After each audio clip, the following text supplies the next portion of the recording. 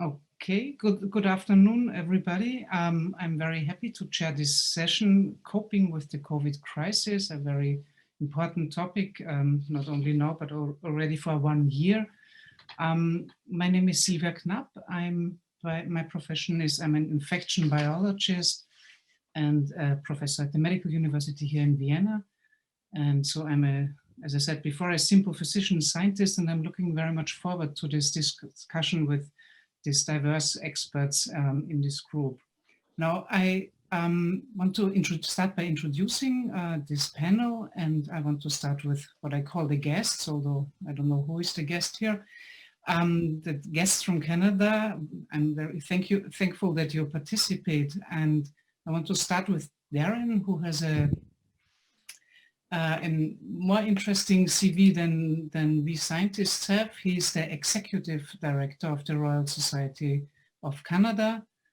He was born and raised in New Brunswick, and he did his graduate studies, though, in Nairobi, Kenya, which is rather unusual, I suppose. Darren is married, has 2 young children, and he runs marathon, which you can see, he looks sportive. And he's, as an executive director of the Royal Society, he has acquired and renovated the permanent home in downtown Ottawa and created the College of New Scholars. And he's very much involved in COVID, and maybe Darren, you can briefly say what links you, what is your affiliation with COVID? Sylvia, thank you. And colleagues, thank you very much. If I may, I'd like to thank the organizers for bringing us together. Thank the team from Austria who over months guided us to this part where we can exchange ideas, and thank our colleagues at the RSC and the Austrian Academy for participating today. It's a real pleasure, and I think a timely opportunity for us to be together. My role as Executive Director of the Royal Society of Canada is to lead an administrative team that supports the Board of Directors and the Council, as well as the 2,500 fellows of the Royal Society of Canada who are elected for their outstanding achievements throughout their career across disciplines, from the arts and humanities, the social sciences, and the natural and applied sciences, as well as the College of New Scholars, established 7 years ago as part of the Global Young Academy movement. There are now 340 members of the College of New Scholars who are the emerging generation of scholarly and scientific and artistic leadership in Canada, and play an integral role in guiding the strategic orientation of the RSC and indeed our programs, including the task force on COVID-19, which I've had the pleasure of supporting our leader, Dr. Mary, as chair. Tom will talk about the task force, but my job has been to work in support of an enterprise that is now almost exactly 1 year old and has had, we think, impact that I'd like to share a little bit about this afternoon, and we'll do so throughout the course of this panel. Once again, thanks very much, Sylvia, and looking forward to this discussion. Thank you, Darren. I want to continue with Dr. Tom Mary, who is a physician, and he is Dean Emeritus of Dalhousie Faculty of Medicine, and before he was Dean at the University of Alberta. And he was also chair of medicine there for many years. He spent numerous years as a physician in Dalhousie as well, and established there the Division of Infectious Diseases. So he's an infectious disease expert, and his core expertise is lung infections, in fact, community-acquired pneumonia. He has written more than 400 peer-reviewed publications, so this is quite a lot. And in addition to all his academic and administrative positions, he also was president of the Canadian Academy of Health Sciences, president of the Canadian Infectious Disease Society, governor of the American College of Physicians, and a member of the board of the Council of Canadian Academies, and numerous other committee affiliations. He's a fellow of the Royal Society of Canada, the Canadian Academy of Health Sciences, a member of the Order of Canada, and the recipient of numerous awards, including 2 honorary doctorates. Now, more lately, he is the chair of this RSC task force on COVID-19, and maybe you want to add a few sentences, although we come back to it later, of course. Thank you very much, Sylvia. Let me echo Darren's words. We're so grateful to you for inviting us to be here today, and I've listened in on a couple of panels already this morning, and our job is to match those because they were very, very good and hopefully outdo them. I'm very fortunate to be leading a talented group of individuals from the Royal Society and outside Royal Society, other academics in Canada, who have examined many of the questions that you have posed to us. And we're fortunate to have had task forces on many of those. So I'll be reflecting the advice and the opinions of those individuals when you ask me to comment later on. But thank you, and I look forward to a very great afternoon and learning from you all. Thank you, Tom. Okay, the next I want to introduce Dr. Astrid Mager. She's a senior postdoctoral researcher at the Institute of Technology Assessment, which is a very exciting institute of the Austrian Academy of Sciences. And she also teaches at the University of Vienna at the Department of Science and Technology Studies, which is also a great department, by the way. She's currently working on a project called Algorithmic Imaginaries. I have little idea what this is. Visions and values in the shaping of search engines. So this sounds cool. I can't wait to hear more from you. This is funded by the Austrian Science Fund.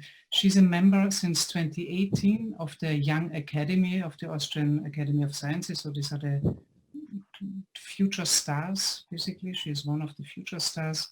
And her research interests include the study of digital, I can hardly pronounce your work, digital technology and society, internet practices and governance, and as well as digital inequalities and alternative technologies. So sounds exciting, Astrid. What brings you to COVID? Yeah, thank you very much for having me in this discussion. I'm also very much looking forward to it. Well, my background is in science and technology studies, as you said already, so I've been looking at the relation of technologies and society for some time now, particularly focusing on digital technologies, including search engines like Google, but also alternative search engines, social media platforms, and so forth. So my angle on this basically is I'm looking at the way these technologies are developed in society, so how societal values, political interests, and so forth also go into these technologies and are solidified with these technologies. So COVID-19 is a sort of a very disruptive event also in terms of technology development, right? So there is a digital turn we can see in almost all societal fields. And it's really interesting for me to have a look at that more closely and see how this crisis drives this digitization processes, basically. Okay, sounds cool. We will hear more from you later, and thank you very much for being on this panel as well. And I now want to introduce Josef Zechner. He's a professor at the Vienna University of Economics and Business, and also speaker of the Vienna Graduate School of Finance. Before this appointment, he was a professor at the University of Vienna, and he's half Canadian, I can say. He was also at the University of British Columbia. His research covers a broad topics about in corporate finance, banking, and asset management. He published, of course, tons of articles in leading journals, and he's past president of the Western and the European and the German Finance Association. So many past presidencies, and he's currently vice president of the Society of Financial Studies. He's also a member of the Austrian Academy of Sciences, and he's also a research fellow of the Center for Economic Policy Research, and holds an honorary doctoral degree from the Ludwig Maximilians University in Munich. Welcome, Josef. I'm very happy that you're also part of our panel. And what brings you to COVID? Well, thank you, Sylvia. I would like to thank you and the organizers and especially also our collaborators from Canada for making this possible. Sylvia already alluded to it. I'm particularly excited to participate in this initiative because I've spent almost 9 years of my academic life at the University of British Columbia in Vancouver. So I thought this is a great opportunity to re-establish the links to Canada. Now, in terms of my own research interests, Sylvia has already mentioned them. But since the onset of COVID, I had started to look into the effect of this pandemic on financial markets. I've written papers on how firms have access to funding after the COVID crisis started, and whether financial markets are pricing in this pandemic risk in stock prices or in other securities. So, one of the few good or positive effects of the pandemic was that in economics, we always have a problem that nothing is exogenous. All our event studies are criticized because everything is endogenous. But, this is arguably at least something that is an exogenous shock to financial markets and economies, and it also creates a little bit of a laboratory for us to analyze questions. Okay, I'm sure we will hear more. Thank you very much, as I said, and welcome all of you. I would like to say one more word to the audience. There is a Q&A button on the bottom, and you are invited to ask also questions, and we will for sure answer your questions. In fact, the last 20 minutes of this panel discussion are reserved for it. But whenever you come up with a question, please just drop it, and then we will get back to you. Okay, so COVID, it is a topic that doesn't need so much introduction, since it is basically what we experience and the reason why we are online now and unfortunately cannot meet in person, but still it's good that Zoom and stuff like this exists. Now, I had a quick look at comparing Canada and Austria. We are, of course, quite different countries. The size is undoubtedly, we are smaller. We have 1/4 of the population of Canada. We have a totally different distribution and density of the population, of course, but still we have the same number of newly infected people these days, exactly the same, 3,350 in Canada, and in Austria the same number. So we at least share something. But also when we look at the proportion of vaccinated people, it's quite similar, although Canada is famous worldwide for having acquired the highest number of vaccines, as I know, but obviously it's more difficult distributed. Now, speaking as a scientist myself, what is probably the most remarkable or impressive event that took place over the last year of this COVID crisis is this incredible speed of discoveries and publications. So it's, I think, unheard of that on the 10th of January last year, the virus was sequenced, the sequence was known and identified. I mean, this is a speed we never saw before. And this was followed by really a lot of publications. It was mind-blowing. It is still hard to follow up and keep on track with all the publications that came out. There in PubMed, more than 110,000 publications in 1 year. This is almost the same number as there is about influenza in the last 100 years, right? And so this is an impressive moment, I think, for scientists as well.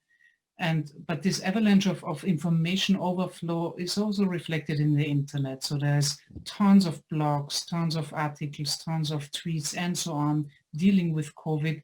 And of course, this also creates some confusion because not everything is as well explained. And we will come back to this internet myths and fake news and so on a little later.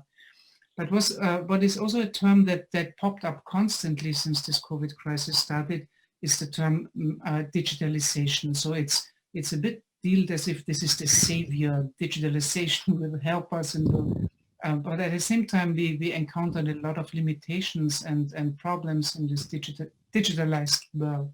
And I would like to invite you, Astrid, to tell us a little bit more about this. Yeah, like in the past, oftentimes digitalization and the use of data to cope with societal problems has been seen here as well. So I think the temporality of this whole crisis is really interesting, because in many aspects the crisis is accelerating and intensifying developments that we had in the past and challenges that come along with it, and they sort of transform them in a certain way and they prolong it into the future. I think that applies to many societal areas that we will discuss today as well. So I like the notion of the laboratory that Josef Techner brought up earlier, because it is indeed also from a sociological standpoint a sort of real-time experiment we are living through right now.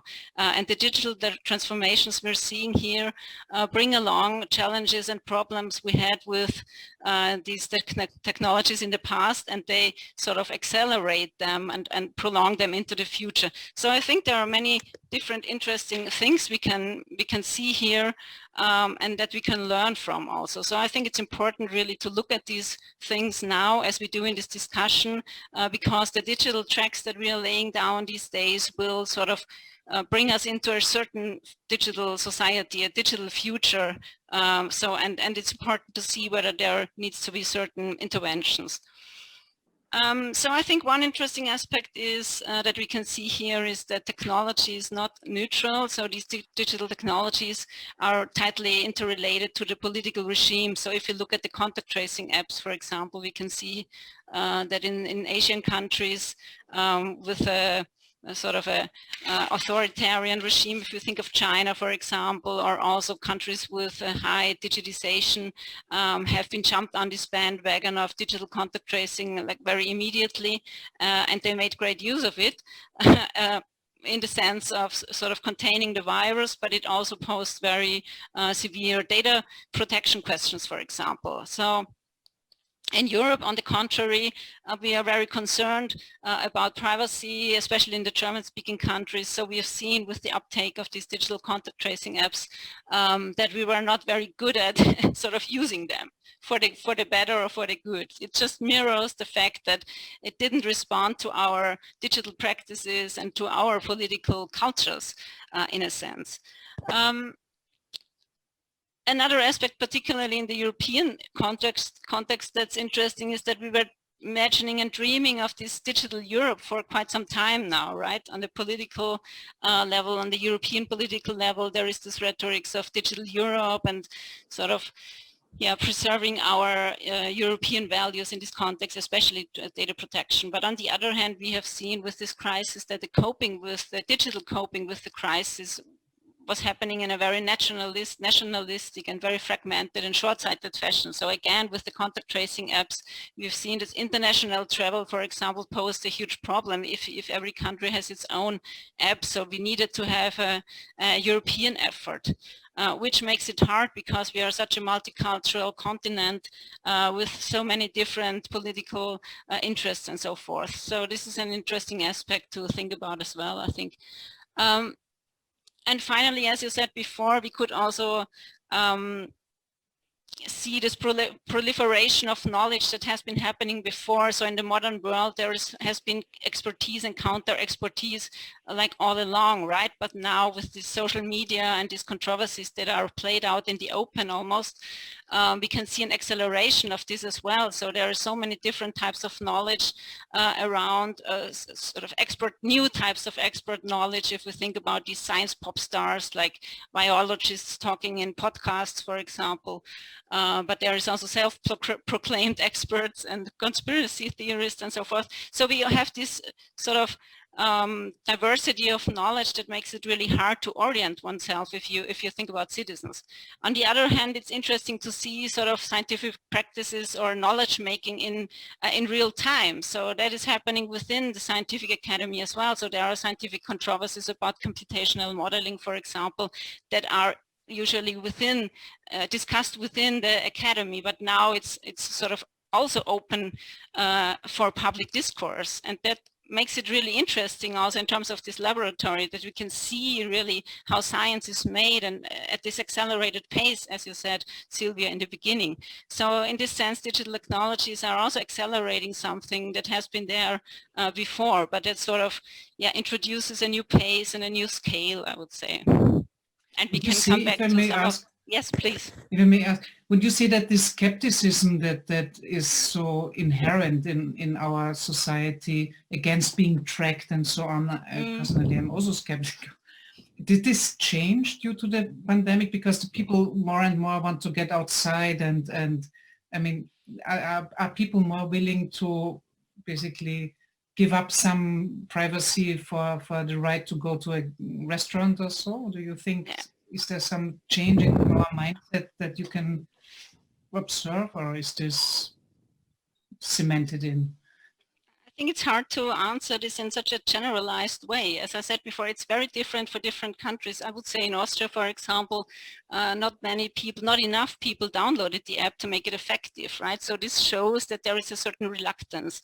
But this reluctance also lay in the fact that sort of the political discourse around it was not very sort of motivating. So there was this one conservative politician saying almost incidentally in an interview, maybe we should make it mandatory, right? And out of a sudden there was this huge controversy in the media, and people were very concerned, and the image of the app was just destroyed. So the internet myth, in this sense, was not done right in a way. So I think this question will become very severe if you think about these electronic vaccine passports, right? These immunity passports that are discussed now, and they should be implemented on a European level. And here again, it's going to be very important to see where the data is stored. I mean, that could become a huge surveillance machinery, right? If you think about these passports following you into every shop and hairdresser and wherever. So you can track these people basically all around, right? If it's done in a wrong way. So it's really important to bring in various types of expertise, also from civil society and digital rights NGOs and so forth. So I think that's going to be the next huge issue to be discussed, right? To see what kind of surveillance that there is installed. I mean, I see the risk that we learn sort of routines, digital routines, for example, that we let ourselves be observed for this good of sort of containing the virus, and that these practices will remain in the future. But in sort of in our cultural context, I don't see that many people are very willing. At the same time, they're using like WhatsApp and all these social media platforms from Silicon Valley, and they give away that data right away, and they won't give it to the Red Cross that developed the app in Austria, for example. So this is also something interesting to think about. Absolutely, that's interesting. May I ask, how is this handled in Canada? Do you have a tracking app in place, or some vaccine passport or a chip, or what? We do have tracking apps, but they're probably met with the same degree of uptake as they have in Austria. But what fascinated me about this question was the last part of it, which we haven't dealt with yet. So with your permission, I would like to just talk. It was the internet myths. So this is all about misinformation.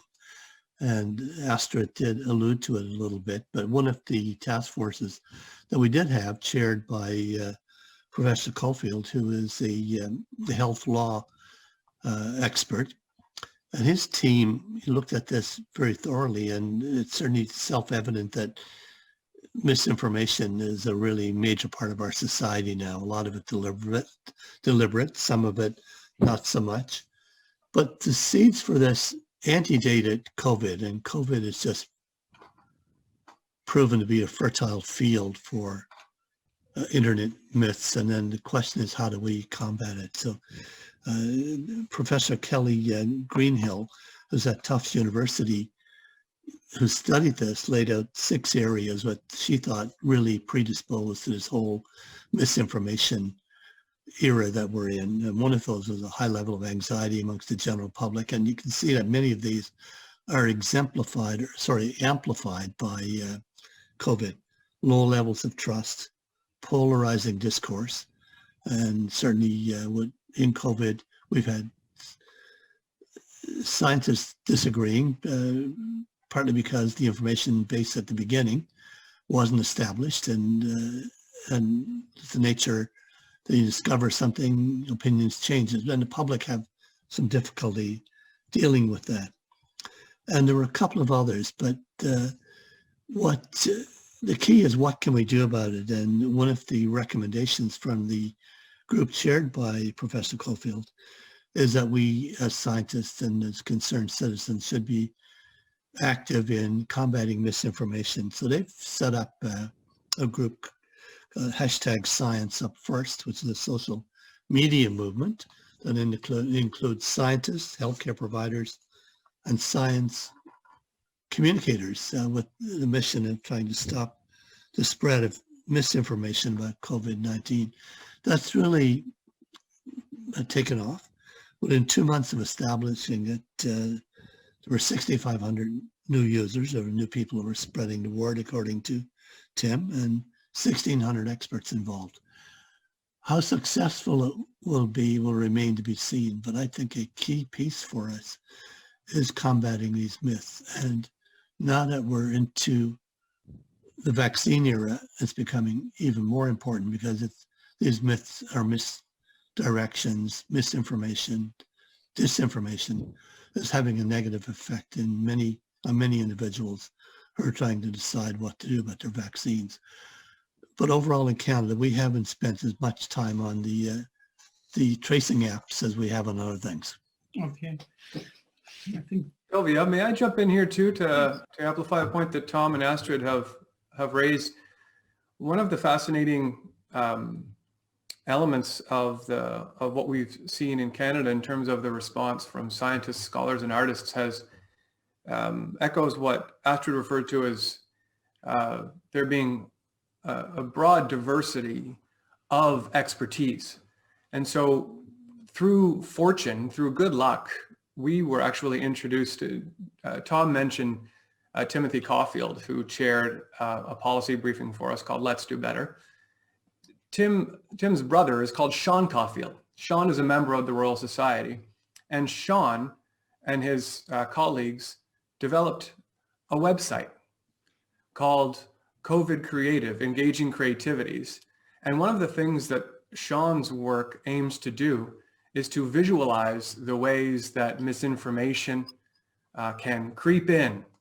And so some of the work that Sean does, which is really quite stunning, enables access to expertise that isn't in long scientific reports in 12 Times New Roman font, but that enriches the conversation and enables viewers to interpret work in different ways, all with the purpose of combating misinformation. Sean's work is available freely and broadly, and I would encourage our viewers today to have a look at it. There are currently 38 artists who have contributed to the website that Sean has created as a project within the RSC task force. And much of this work problematizes misinformation and seeks to illustrate ways that we can become conscious of the ways it works and take action to combat it. Fantastic. It's a very great initiative. Since you're talking already, we discussed before, Tom already mentioned the RSC, and you also mentioned initiative. I think your initiative is a great effort to counteract wrong information and to improve the communication. And maybe you want to share and introduce the audience who is not so familiar with it, the other slides you have prepared. I'd be happy to, Sylvia, and thanks for the opportunity. Tom and I usually do a presentation together, so Tom will jump in and correct me where I fall down and then put me back up again.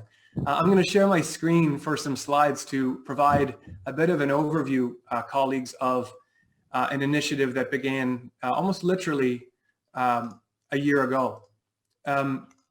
When the pandemic arrived to Canadian shores, it was clear that there would need to be enhanced engagement from researchers across all disciplines. And Sylvia, you mentioned this a few moments ago. There's been an amazing production and pace of production of science over the past year. And there's also been a remarkable appetite for it. And the president of the RSC, Jeremy, who you heard from at the outset of this conference, and the board of the Royal Society of Canada decided in March of last year that the membership of the RSC ought to do what it could to help Canada emerge as a better society coming out of the pandemic than it was going into it. And so a task force was established.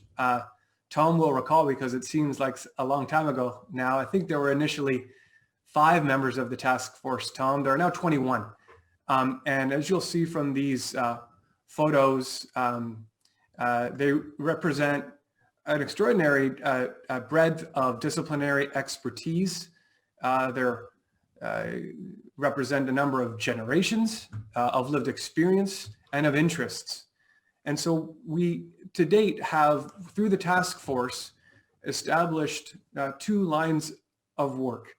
We began organizing groups through the task force that would produce policy briefings, which are documents that establish an evidence base, which is then peer reviewed with a view to ensuring that recommendations that issue from it are useful for decision makers. At the same time, we went along a track of establishing shorter pieces, op-ed style, what we call informed perspectives. And we did that in partnership, and I can talk about that a little bit later. Partnerships and moving nimbly, what Astrid referred to as moving at real time, has been a key to what we think has been important work. These are the covers of the most recent policy briefings. We have released 13 of them, with another 10 that are currently in various stages of production. And you can see that they cover a rather extraordinary diversity of themes. You'll see here Dr. Jeff Turnbull, who works here in Ottawa, where I live and work, chaired a group that did a policy briefing that sought to assess the state of the impact of COVID-19 on those experiencing homelessness and to develop recommendations. Jeff's report was issued about a month ago, and within 2 weeks of the report being issued, the government of Ontario, our provincial government, announced that those experiencing homelessness would be among the highest priority in terms of vaccine prioritization. And while it is certainly not directly and solely the outcome of Jeff's report, we know that it played an important role, as he and his colleagues were invited to present the findings when they were still under embargo. You'll see a piece on epidemiology there that you mentioned at the top, Sylvia. There are some similarities in the Canadian-Austrian experience. No doubt there are some in that publication.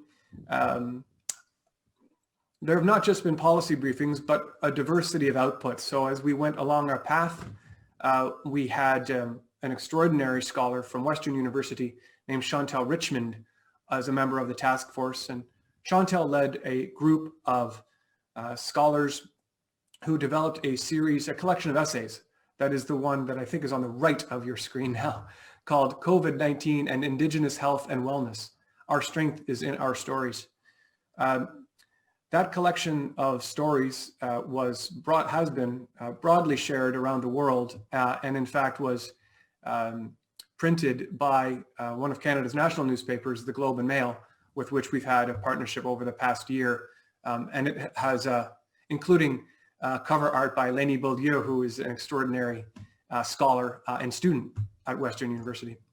Other policy briefings that have been on, as Tom has alluded to, the representations of COVID-19 science, as well as a matter that speaks directly to one of our themes today in terms of the economy. Dr. Hugh Siegel, a retired senator, chaired a group that has produced a policy briefing on a federal basic income.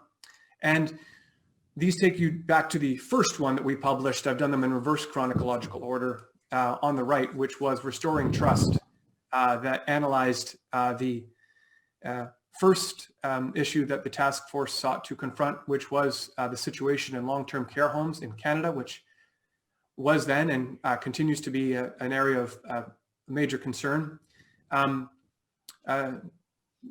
often cites that this group, led by Sharon Strauss and Carol Estabrooks, assembled an expert panel in 8 weeks and produced this document, which was peer-reviewed. It has since been downloaded 15,000 times from the website of the Royal Society of Canada, an additional number of thousands of times from from Facets, which is our partner journal in this enterprise. And we're seeing perhaps some progress in this space toward advancing the recommendations that Sharon, Carol, and their extraordinarily talented group issued. In all, there have been working groups tackling these topics that you see here, and the balance of the policy briefings will be that are currently underway are likely to be published as early summer rolls around. They have all worked very assiduously and have volunteered their time and efforts. These are entirely volunteer-driven and member-driven efforts, which makes it all the more extraordinary. The last slide that I'll show for now is one of the things that we learned early was that we could go much further if we could effectively partner.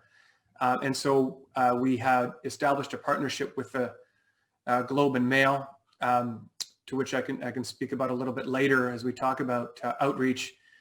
We established a partnership with Facets, and this has led to other initiatives beyond the publication of policy briefings, including a series of town halls that are freely and publicly available. In fact, all those watching the webinar today, I invite you to join the one that's next week on the manifestation of variance in Canada and what does that mean and what are we to do next. In summary, the work of the past year has illustrated, we think, the extent to which the Canadian scholarly research, scientific and artistic community are passionate about contributing to a better country and a better future. And our efforts on the more administrative side have been to ensure that all of these resources are freely and publicly available. The policy briefings are all available in English and in French. And those are commitments that we will continue to keep as we seek to share expertise for a better future.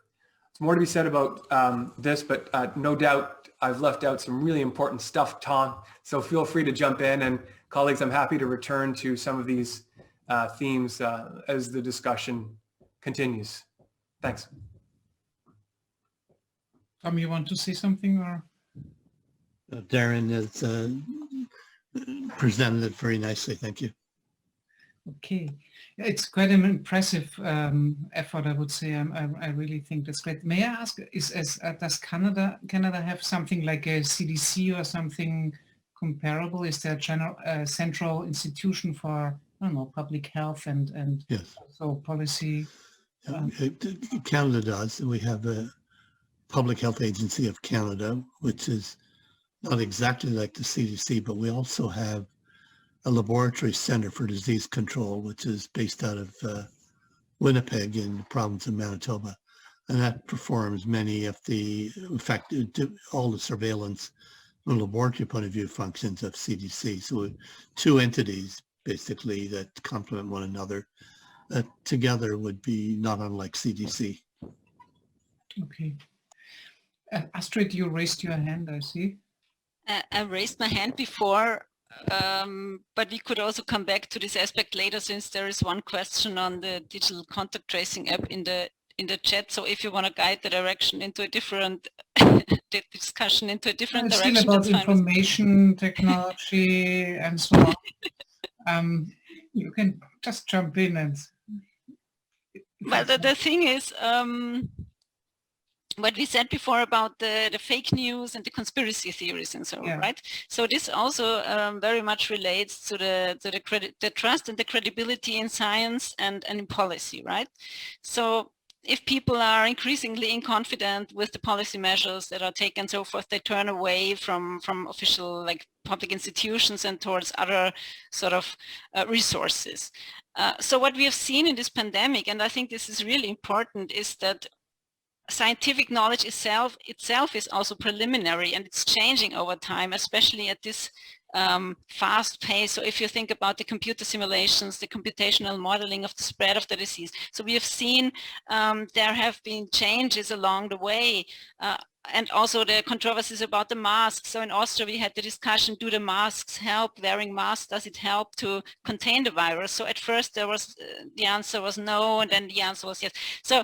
So the more people learn about also these mechanisms within science, it's sort of the boundary between the scientific facts and the fakes is increasingly blurring, right? So this is also an interesting aspect to keep in mind. So it's not so easy to say, well, this is fake news and this is sort of a truth in a way. You know, from a science studies perspective, sort of the scientific knowledge is also made and unmade and changing over time. And we've seen that here in the public debates. But that's science, right? It's you always verify, falsify, and go forward. I know, but now the public participates in that process. Yeah. Do you have the feeling that since you're also in the science and society field, do people, because in the beginning one had the feeling or the impression that people are very eager and interested in learning something and they were quite open to science. Then as it turned out that we change our mind every 5 minutes and then say no mask, yes mask, and so on, kind of you had the feeling it goes like that I don't trust them. Do you think it on the long run, so within 1 year, did it harm science, or is there still something that people think to believe in science? Because after all, I mean, there's a vaccine in such a short time and so on. So I think it's from a scientific perspective, it's a massive success in such a short time. But I'm not sure people are still willing to appreciate the importance of science here. Do you have any idea? It's a fascinating question, right? I have not observed that, so I have no sort of real evidence-based answer here. But the feeling is that I think people found there are sources of information, like the Trosten podcast, for example, it's a virologist that has become very famous in sort of translating science to society, right? So we have seen new experts emerging also helping with this translation processes. So I think this is very good information, right? And people rely on that. But you have that, like, on the other hand as well. So it's hard to sort of give a general answer, I guess, but it definitely changed the perception of science and policy as well. So, and also whether the experts directly speak to the public. It's very different in different countries. So in Austria, no experts directly speak to the public, right? In other countries, the experts themselves talk. Or the Robert Koch Institute is very big in Germany. We don't have anything like this in Austria. So these controversies debates are very interesting to observe here, definitely. Can I just add to this maybe a couple of sentences? I totally agree. I think the benefit that we are enjoying currently is that we still have quite a bit of trust by the public. But once we're outgoing more aggressively and we provide more and more information, this is a very fragile object, and we have to, for example, admit that scientists are sometimes also conflicted, right? That we have to be very careful in disclosing potential conflicts of interest. And I'm not sure how we're dealing with this, you know, that there are so many different in economics we say there is no one-armed economist, right? For every statement that you make, there is another economist which has who would say, but on the other hand, there's some other evidence. So I think this is a big challenge for us to maintain this high level of trust. I'd like to add a few things. And this brings us into a whole new area, which is trying to understand public opinion. We are fortunate to have a couple of our team members who are surveying extensively throughout a number of different countries and collecting information every couple of weeks. And also within Canada, we've had similar surveys done from different provinces. And what you see, and I'm sure intuitively you're all aware of this, is that there is tremendous diversity of opinion and beliefs that are influenced somewhat by where you live and who you're associated with and your age and a whole variety of other things. So understanding how people think about these issues is really critical if we're going to communicate with them effectively. To give you an example, when one of our members has surveyed how people have responded to the mitigation measures for COVID-19 in Canada, that varies considerably across the country. Atlantic Canada, which has 4 provinces and has the lowest rate of COVID, folks there have been more compliant with the measures than in the rest of the country.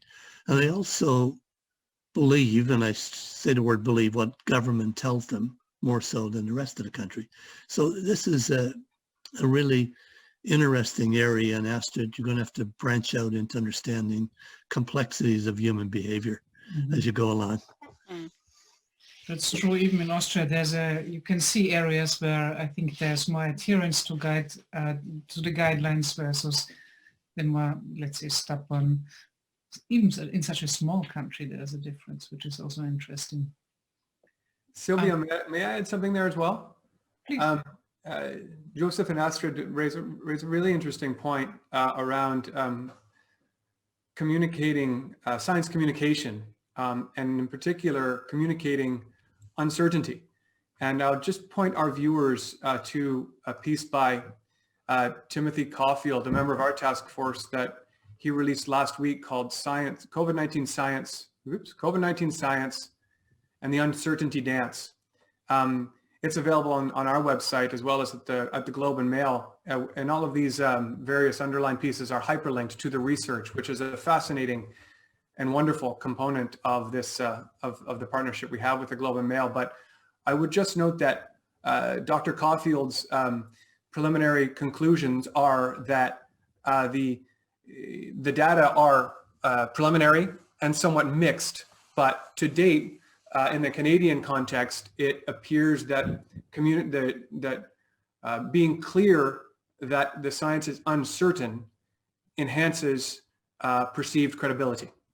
So this is good news to the extent that scientists and journalists are encouraged to state when there is uncertainty, and that actually seems to have a positive benefit in terms of how readers and citizens trust in journalists and scientists, because they are being upfront with them. I agree. I can imagine that this is a trust factor, that you just admit also what facts or what information is uncertain, because that is just what is the truth in the moment. But it's good to know. We have a few questions, but I think I bring them later unless they fit. But there's, I continue. I think, so the communication issue is a big one, but another huge aspect, of course, of this is the economic impact of this COVID crisis. And I want to move on a little bit to Joseph's expertise, thinking about what are the limits or what is the potential of monetary and fiscal programs to cope with COVID, because this is probably not just now, but also later an important aspect. Maybe you can share your thoughts on this. Yes, I'll be happy to do that. I think we've all seen the devastating effect of the repeated lockdowns on economic growth. And I just looked in preparation of this discussion at the recent GDP numbers for 2020, and globally, GDP has dropped by almost 4.5%. And just to compare, the great financial crisis that we had in 2008, 2009, essentially globally led to a zero effect on growth. So there was a zero growth, or minus 0.1%. So it has been much more dramatic than the GFC was, and unfortunately, the euro area was affected even more. We had a slump of 7% drop in GDP, and so the response has been very decisive by governments and by central banks. So I think that's a good thing of the crisis in 2008, 2009, that policy setters have learned that we have to, decisively respond. And so this time the decisions were much more sort of fundamental, the fiscal programs and the monetary response. So what we've seen essentially are fiscal programs where governments are providing direct support to small businesses, to households, unemployment insurance, etc. There's also in Europe, for example, the Recovery and Resilience Facility, which is a 700 billion pact where member states can receive funding from the European Union for investment projects that should lead to job creation and also to have some positive environmental effects and other things. At the same time, we had the central bank. So this was fiscal programs. I mean, the Biden administration, of course, we all know, just got a 1.9 trillion fiscal support program approved a few days ago. The central banks have provided funding to the economy very aggressively, both in North America as well as in Europe. Were these programs successful? So far, so good, we can say. You can see that financial markets at least seem to have quieted down. Stock markets are beyond where they were before the crisis. These fear indices, volatility indices, are essentially almost back to normal, and so it looks like they were successful, these programs in restoring confidence. Just one word. Why do economists believe that such programs are necessary? Essentially, there are many reasons, but I just want to emphasize one, which is what we call multiple equilibria in economics. An economy could tend towards a bad equilibrium where everybody starts to panic. We have expectations that companies go bankrupt, so banks stop lending, and so it's a self-fulfilling prophecy, and we're moving to the bad equilibrium. And then there's also a good equilibrium, hopefully, where expectations are positive, we hope that things are not as bad as we expected and initially, and that's where we seem to be heading, thank God. So the question is, are there any dangers that can affect the longer term resilience of economies? And unfortunately, that is the case, because all these programs, they work through debt, essentially. They lead to leverage. So they lead to leverage of central banks. I just said that central banks' balance sheets have essentially doubled. At least in the Fed balance sheet has more than doubled, and that's through leverage. It led to an increase in leverage of corporations, and it led to an increase of leverage in sovereigns, like countries. Excuse me, Joseph. Yeah. I'm an economic idiot. What does increase in leverage mean to the? That we have higher debt levels. That we call leverage when companies essentially borrow money, or governments borrow money to pay for their fiscal programs, or governments for whatever they need the money for. So leverage is essentially another word for higher levels of borrowing. Yeah. Does that make sense? Yeah. And unfortunately, high leverage has very unpleasant consequences. It leads companies to be less dynamic. It leads central banks to be restricted in their policy options, and it leads governments less able to respond to future crises. So I think the big challenge will be to find out how can we get out of this. It's a little bit like this fish trap, this funnel trap where the fish are swimming into this trap, but they don't get out, because the question is, if inflation, for example, is coming back because of the big fiscal programs now, will central banks have the courage to raise interest rates?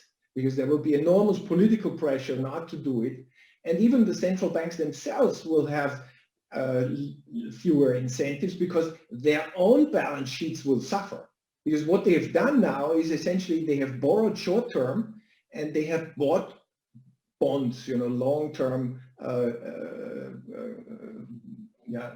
interest instruments. And if interest rates rise, they will make losses, and so they will not be too happy to do that. So I think this is the big challenge, to make sure corporations are pushed towards more equity. Banks are monitored not to have too high leverage. In Europe, we have this what we call doom loop. I keep saying that if banks load up on a country's government bonds and the government is getting in trouble, well, then the government bond prices are dropping. The banks are getting into more trouble. Governments must rescue them, and so it's a doom loop that we need to break. But the doom loop might at some point not work, right? Because governments might not be able to rescue. That's exactly what we mean by doom loop. That eventually this is like a Teufelskreis. This is a doom loop where the two risks, the sovereign risk and the financial institution risk, they sort of interact in a very unfavorable way.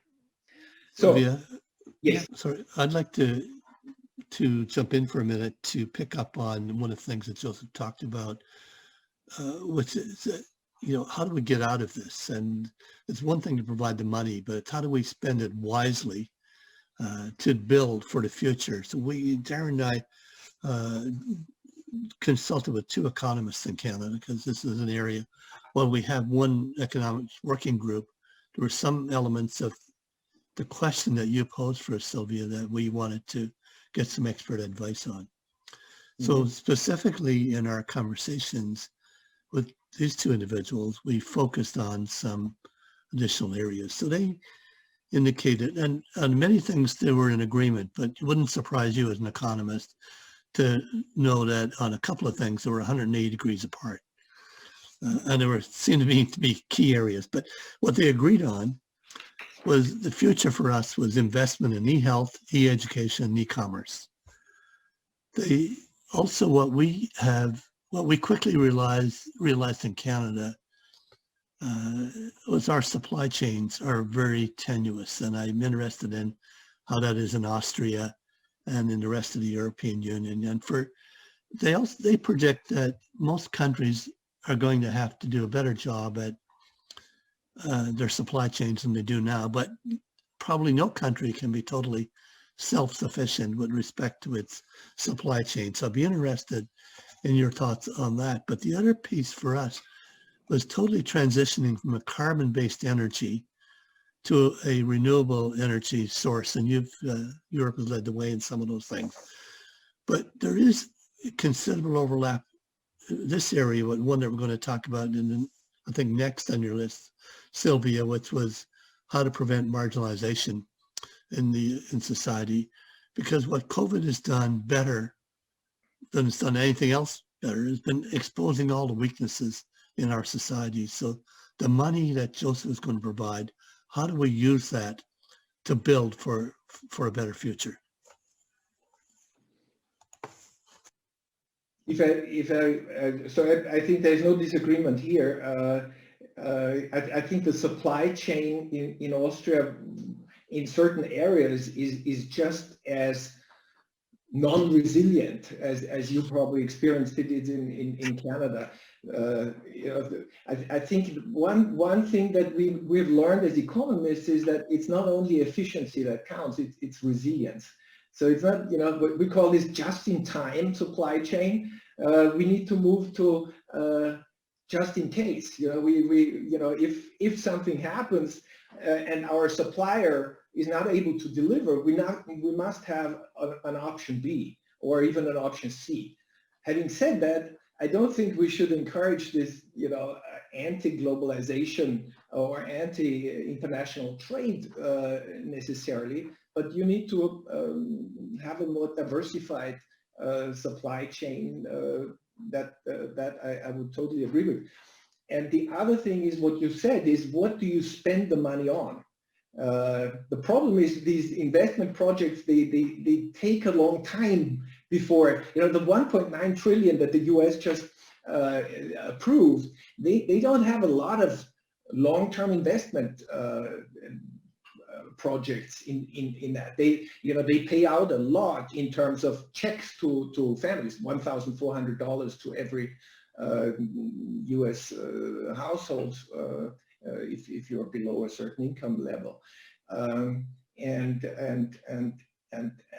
that's going to be the challenge to channel these funds into useful investment projects which improve infrastructure, what you said, e-learning, e-health, and so on. So then, Joseph, would you say that is COVID a catalyst for a more resilient economy? I think that's sort of a big takeaway, that resilience is all of a sudden in the center of portfolio managers and so on. And one thing I've seen also in my own empirical work, is that corporations that have a good performance on what we call E and S, which is environmental and social, who have good, there are ratings now on these dimensions, they have been much less suffering much less than other, like the mining industry and so on. So I think investors are increasingly becoming aware of the concept of resilience, that it is linked to these dimensions of social and environmental performance. But there are challenges. Disclosure, do we really have all the information as investors or as consumers, what the carbon footprint of these companies are? And I think the European Union has made some useful initiatives there to introduce a dictionary. What do we mean by sustainability and so on, so that investors have an easier time to decide when they make that decisions. Thank you, Joseph. I want to start bringing in some of the questions, and since we just talked about resilience, Verena Winivater placed a resilience question, which I want to read out. It's increasing resilience should be a global priority, not only economically, but in terms of sustainability. Has the Royal Society embraced the One Health approach, which links to resilience and sustainability, in my opinion? Maybe Tom or... So I'm going to define what I mean by One Health, and I hope the questioner means the same thing, which is really a triangle that encompasses animal and environmental health, human health, and blocking on the third one. But it's that entire spectrum, which is really important. We haven't dealt with that specifically in the Royal Society questions that we're working on. However, it's a key underpinning of many of the other initiatives that are underway in Canada. And for a long time in our medical schools, we have neglected to emphasize One Health. Now that's changed. But so I think One Health is really critical as we go forward to understand what it means in different areas.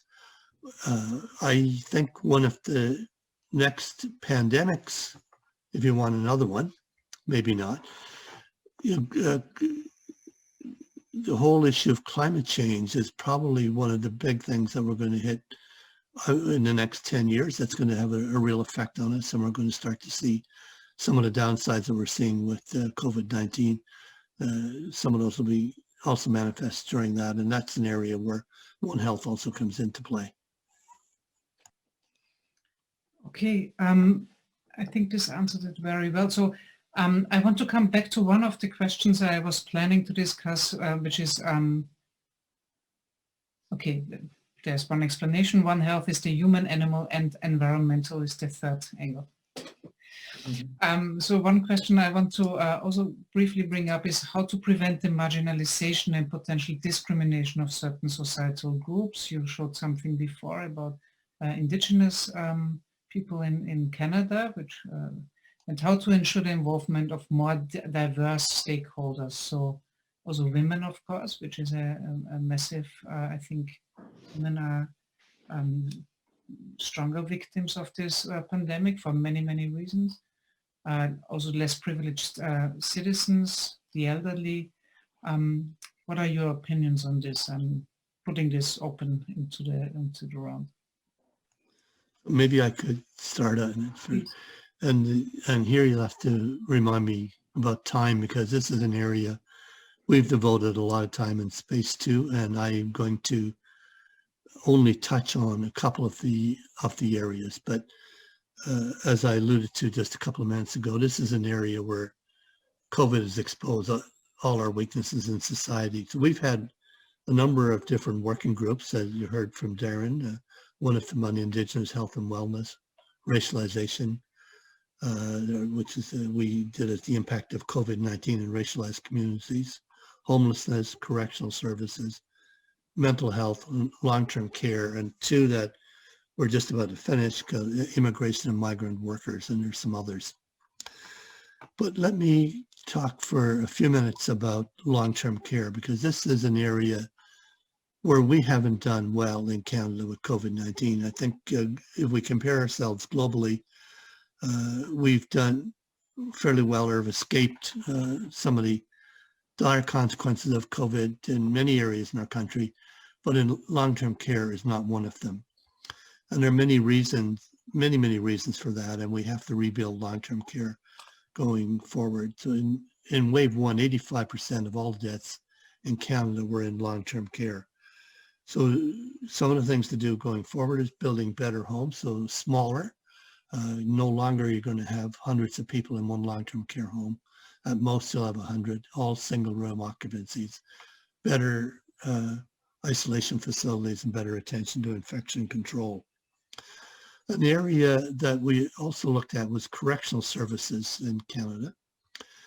And out of necessity during COVID, a number of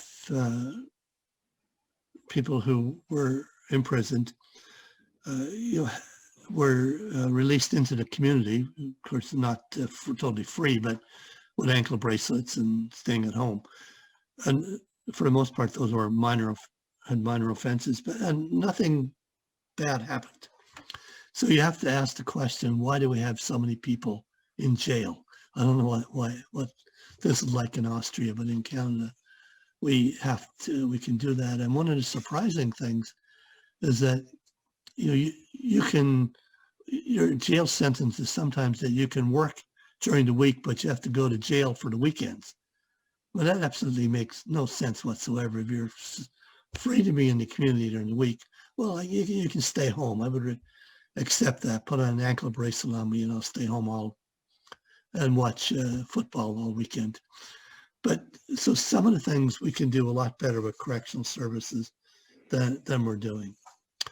Darren mentioned in his overview the homeless task force that we had, and that's done a number of really good things, not only including getting vaccination for homeless people to the front line, but it's also put in many guidelines for managing COVID in the homeless community. And of course, the end goal would be to have adequate housing facilities for everybody in society. Not everybody will want the same thing, but at least a safe place to go when it's minus 40 degrees Celsius below zero in parts of Canada.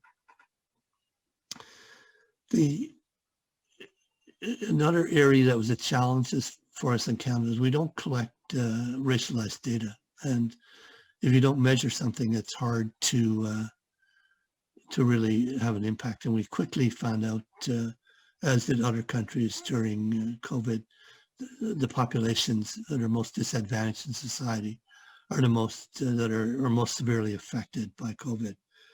So there's a lot here. And what it really comes down to as we go forward is really focusing on the social determinants of health. And it comes right back to where Joseph was a few minutes ago about how to spend the money. And I think improving that for all members of society will go a long way to mitigating the marginalization that we have in society. And we really need to pay attention to what's happened in women during COVID. So I'll stop there. May I ask one question? Because if you provide all this, as you call it, evidence-informed perspectives and information to politicians, is there a way to also figure out if they adhere, if this changes something? Are you evaluating then basically the outcome of these recommendations, or is this then out of your hands? So it's a great question, and one that we have talked about a lot and agonized about. We have a couple of ways of trying to measure impact, and some of them are easy, which is how often people read the reports, which doesn't mean they're going to do anything about it. Yeah. But one of the things that happens often with government reports is they don't even get read beyond a few people that produce them. So that's one. We are starting to see the effects of these policy documents. So on long-term care, there are a number of commissions in Canada that are looking into what's happened in long-term care. Provincially based, there are 4 that are active right now. This document has been a source for these commissions, and I think you'll see some of the recommendations being echoed. My guess is in long-term care, there's been such a public outcry in Canada that one will have to be dealt with. Mm-hmm. I'm going to ask Darren to jump in about a couple of the others in a minute, because he's been in contact with a number of our government officials, especially in the province of Ontario. But some of the information I think may be still embargoed. I'm not sure I can talk about it, but one of the recommendations we had is forming a committee to advise government, and I think that may be acted upon. So Darren, can you just jump in and point out a few other things? Yes, Tom, thank you. The pieces that we have published called Informed Perspectives, 130 of them have been read 400,000 times, about 4,000 times per article. We know that because our partner, the Globe and Mail, is one of 2 major newsrooms in the world whose online activity is operated through an algorithm called Sophie, and they have really sophisticated capacities at the Globe and Mail to track impact through 27 different metrics of how, when, who, where. So we're aware of the extent of the reach of the informed perspectives. I would say that increasingly, and I think Tom would agree, we have been hearing directly from senior most leaders in the public service federally, who have received embargoed copies of our reports and reach out to us because they would like to speak with the authors of those reports about how they might take first steps. Some of this work, much of it is not headline grabbing, nor do we seek to make it public, but it is heartening to know that these documents, the policy briefings, are being read because governments everywhere are keen to be aware of the latest insights and the latest evidence that can drive action. And the task force and its working groups have generated that in an accessible, readable format. So the impact is not always a straight line. You deliver a report and 6 months later they do everything and there's a party. But there are more than slightly discernible indications that with those that Tom has cited and a few others that announcements forthcoming, we can draw quite a clear line between the work of one of the working groups and a policy outcome from government. And while I'm here, I'd like to return just briefly to this question of reducing inequities in terms of how Joseph is going to spend all his money.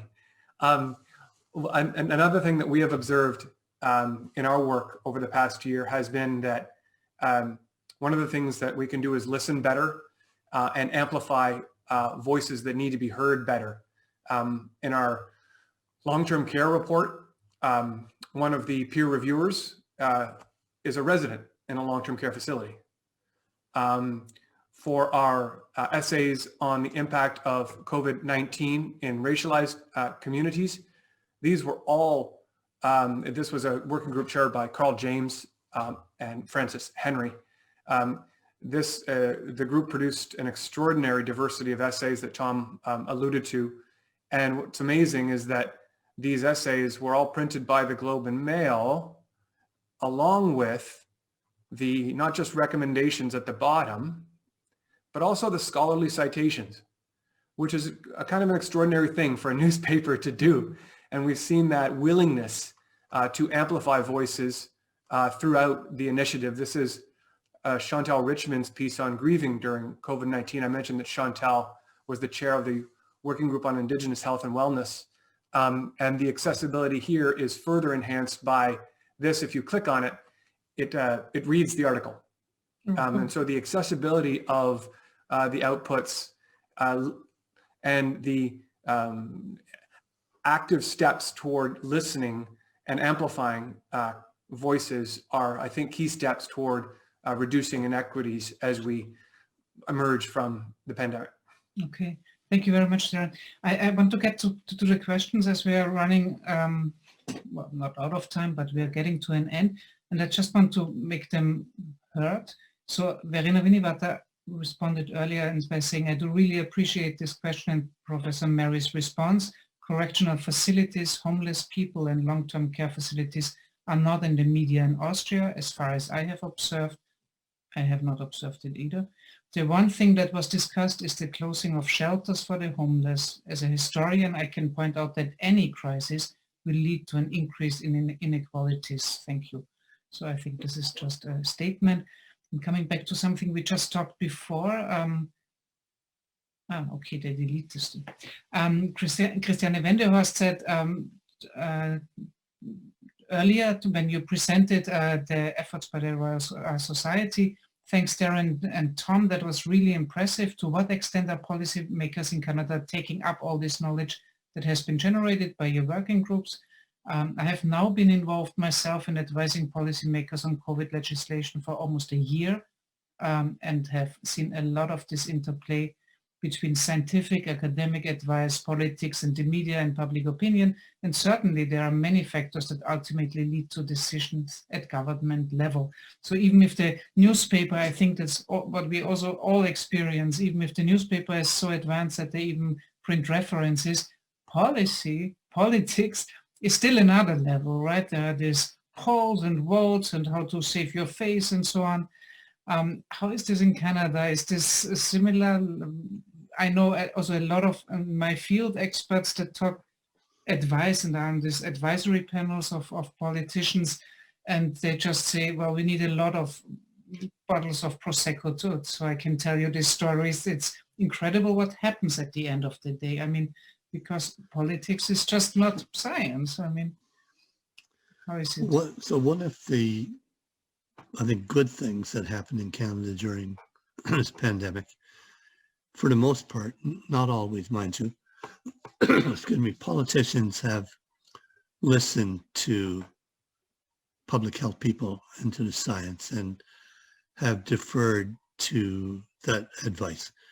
You know, a year into this, and sometimes they haven't, but look at we're a federation with 10 provinces and 2 territories.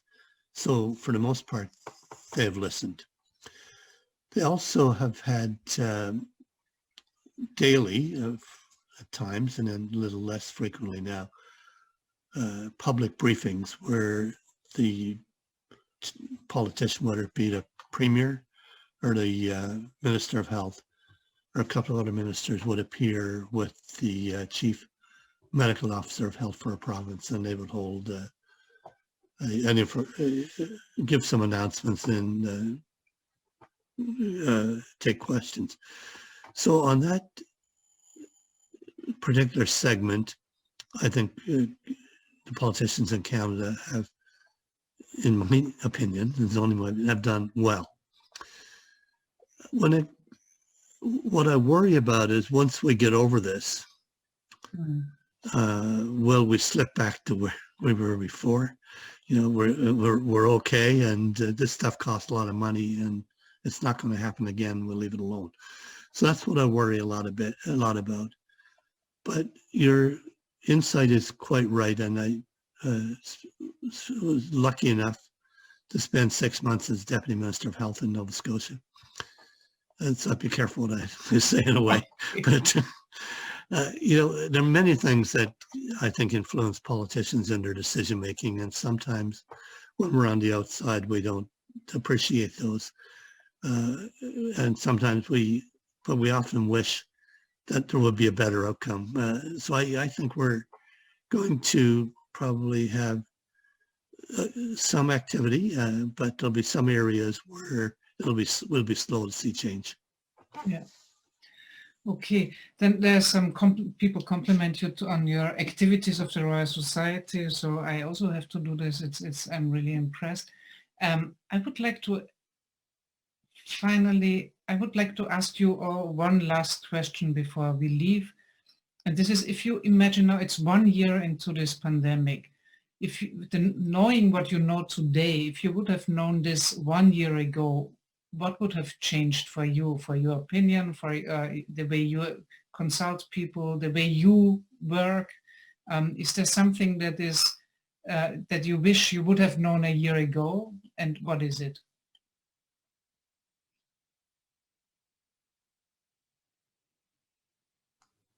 Who's first? Oh, sure, I'll have some fun with this. Yeah.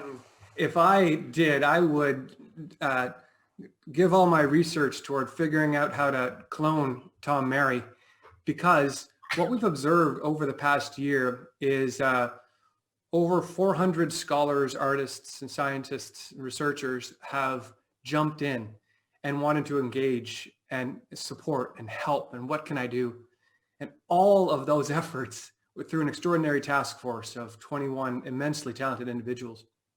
There was it continues to be a lot of work.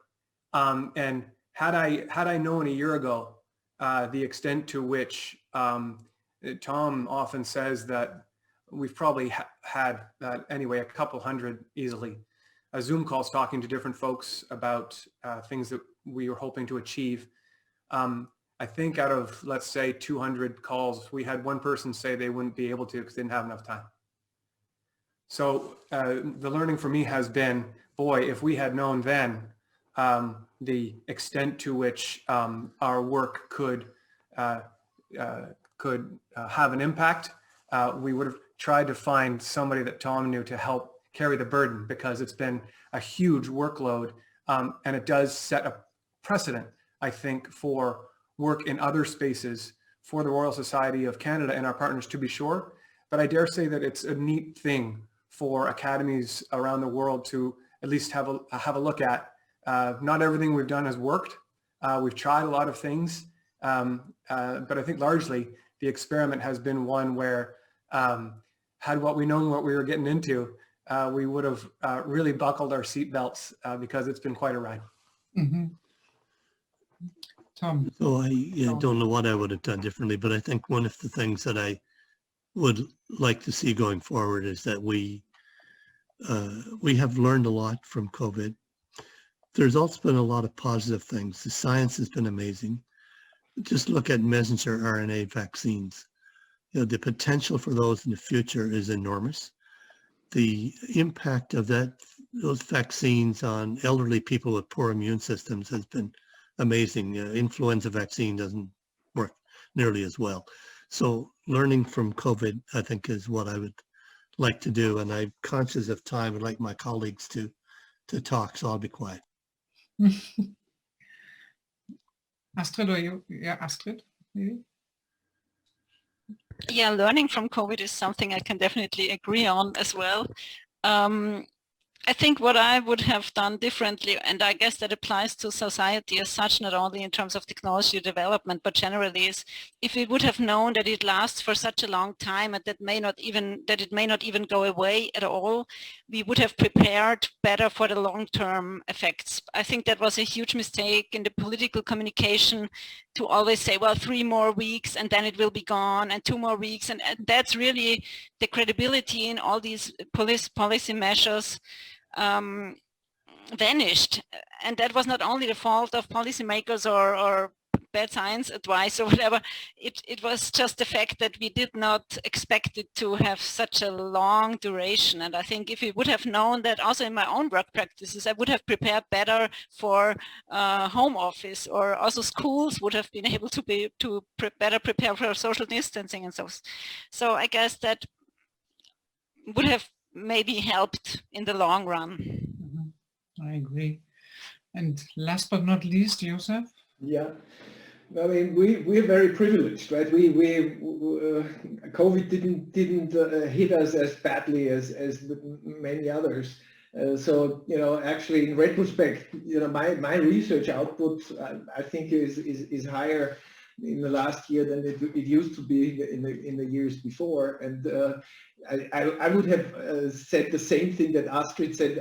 I would have purchased a very nice second computer screen early on, rather than just a few months later. But other than that, I think we as scientists, I couldn't have done much different. Yeah. Okay. Maybe can I add one more sentence? I think that also is relates very nicely to social inequalities. Having 2 small kids at home, I have not been so productive in this year, and many others haven't as well. Even though compared on a global scale, of course, it could be worse. Yeah, but I agree that's an important, I think, statement. That is also a good ending, I would say, because we should not forget this. Otherwise, we are privileged, but not equally so. I have been privileged to have you as on my panel, and I want to thank you. We also received a friendly message from Verena, who also says thank you and again congratulates our colleagues in Canada. I thank you very much, and I hope to see you around, and I wish you a wonderful remaining day and evening in our case. Thank you for steering us in the right direction. Thank you, Sylvia, for doing a great job. Thank you all very much. Thank you, Sylvia.